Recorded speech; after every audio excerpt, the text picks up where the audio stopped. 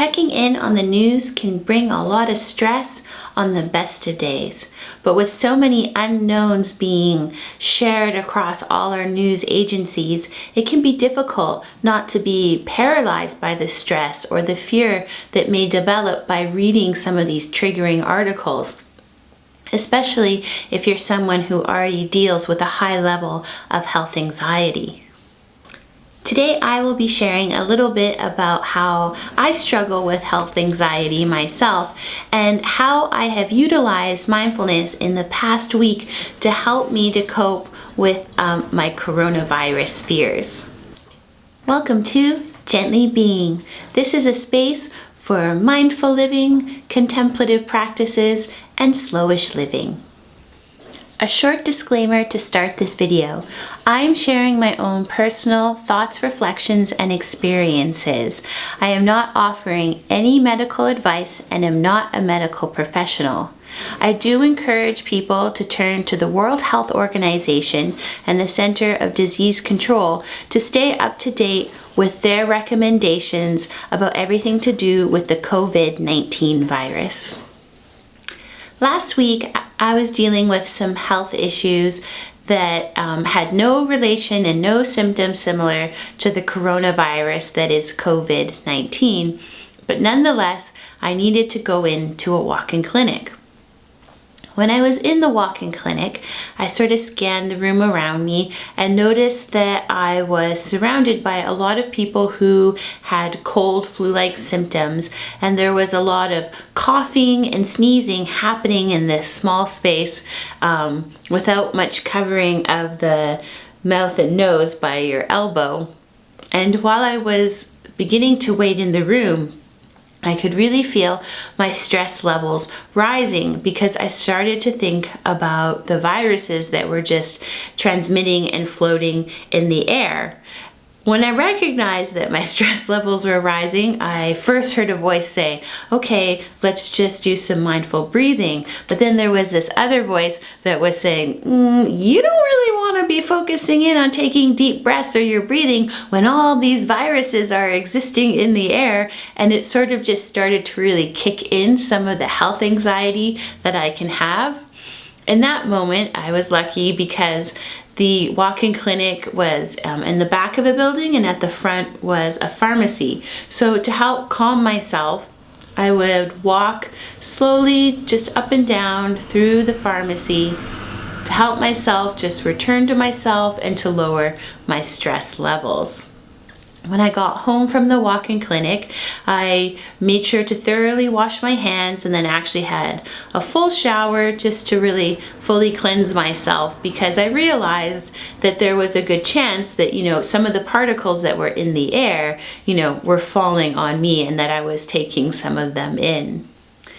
As the week wore on, my anxiety around the COVID-19 virus really began to take over a lot of my thoughts and my days. I even began my day by first checking news updates to see, where were the new cases? Where was it spreading? I was becoming a little obsessive with it. And I did begin to realize how unhealthy this was for myself, and that by turning to all these various news organizations, it was really just helping trigger the stress responses in me. So I thought I would just share how I was utilizing mindfulness during the past week and into this week to help me deal with my health anxiety.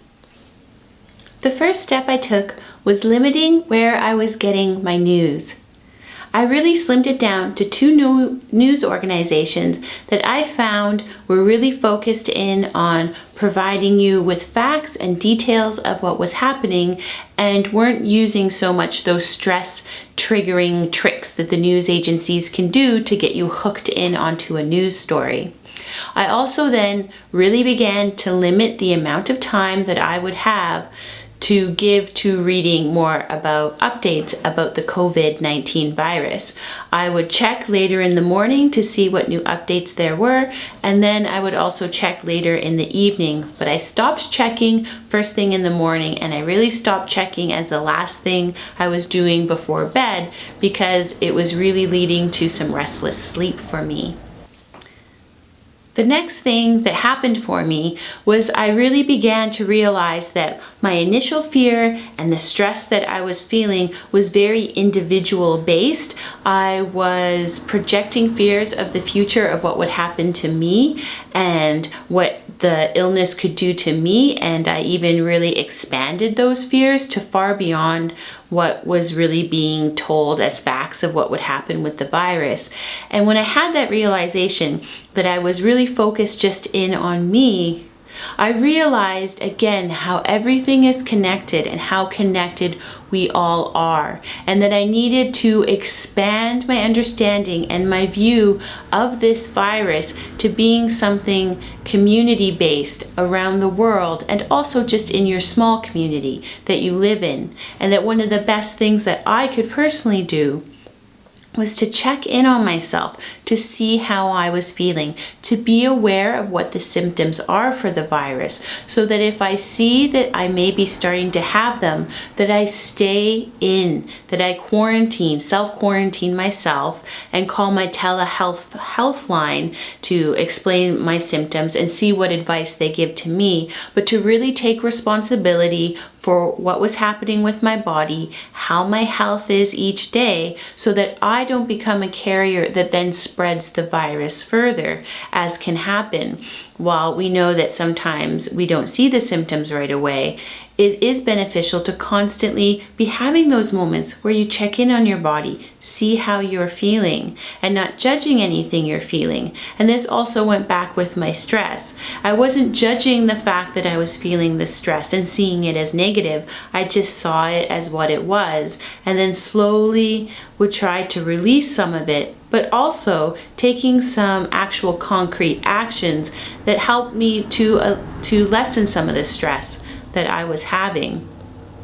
And I really felt a little more empowered when I saw how if I took on the responsibility of understanding my body and my health, that it would also be helping the health of my community. Step 3 was one of the more practical steps that I took. I realized that if I ended up in a situation where I really had to stay home for at least 2 weeks, what were some of the provisions that I would really need? And here it's also really important that you check in on yourself, because the fear and the stress can start to sneak in when we do some of the more practical steps that maybe we would like to. So I really sat down and thought about what were some of the things I would need. And I sort of just meal planned with non-perishables for 2 weeks. What were some of the things that I and the apartment I live in, like what would we like to eat, especially if we weren't feeling very well?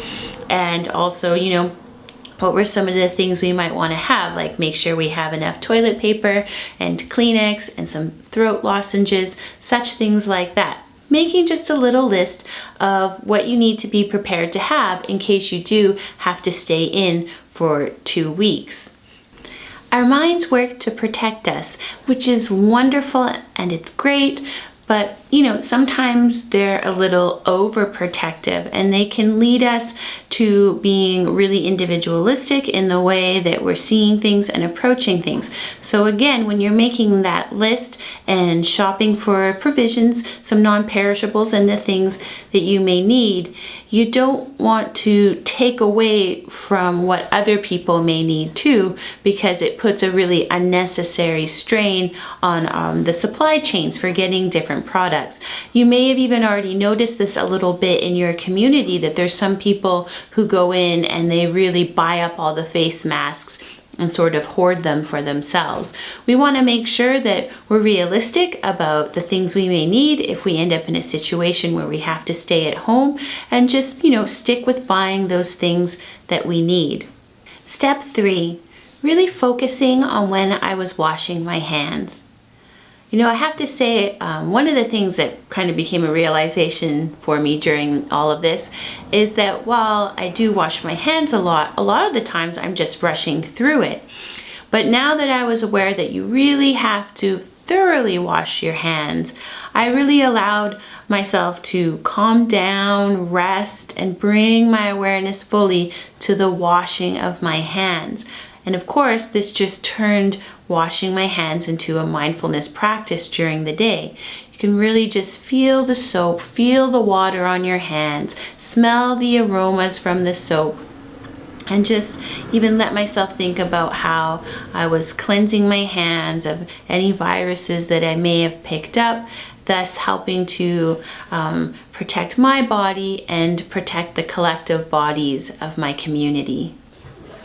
Step 4 for myself was expanding the time that I was giving to the meditation and contemplative practices that I had in my life, because I found that I needed more time to really calm my nervous system and check in fully with myself. Again, just to bring my awareness to myself and not to judge anything that I was feeling or what was going on, just bringing my awareness. How am I feeling? What am I thinking? What's going on with my body? And then if I was recognizing that I had more stress building up again, just allowing myself to breathe into what it was I was feeling and try to release or even, just lessen some of the grip that it was having on me. Step 5 was making sure I was aware of what my community wanted me to do if I did have any symptoms, and making sure that I had the telehealth phone line ready and available for myself if I needed to call it if I felt that maybe I was getting symptoms, and also just to talk with my honey bunny to see what kind of protocols they were setting in place at their work for what would happen if the virus had come to our community, or what they want their employees to do, just to make sure that everyone is informed and understanding what's happening around them. These sort of steps really helped me just feel like I was doing what I could to help, again, protect myself and to help protect my community. And even just doing these small things really helped release some of the stress that was building up inside of me around my concerns over the COVID-19 virus. And the last thing that I did personally that I found really beneficial is I found the people that I could talk to just help express some of the fears that I was having and discuss what was going on around me. But these were people I trusted and that I knew wouldn't drag me into more panic-based, fear-based thinking, and it was really beneficial to have that sort of outlet, and it's really great that if you have someone you can talk to just to help you sort of go through your thoughts a little bit.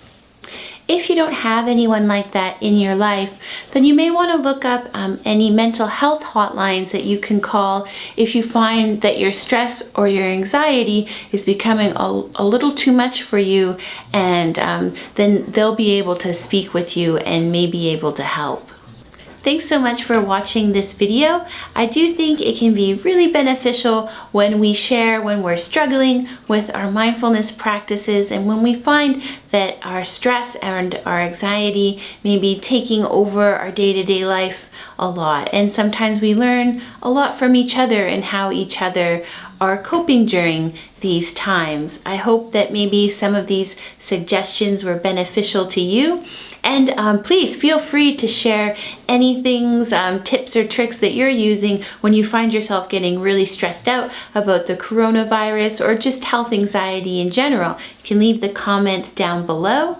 And again, thank you so much for spending time with Gently Being. If you like this video, please consider subscribing below and hitting the bell notification so that you know every time that we have a new video. And please join us for the March meditation party that's happening now.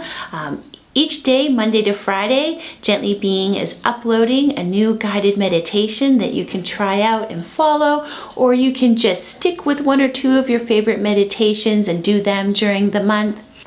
And please join in the fun by using the hashtag March Meditation Party to share your journey or share some of your favorite meditations on Instagram or Facebook, or even just comment on the videos, on the meditation videos or this video.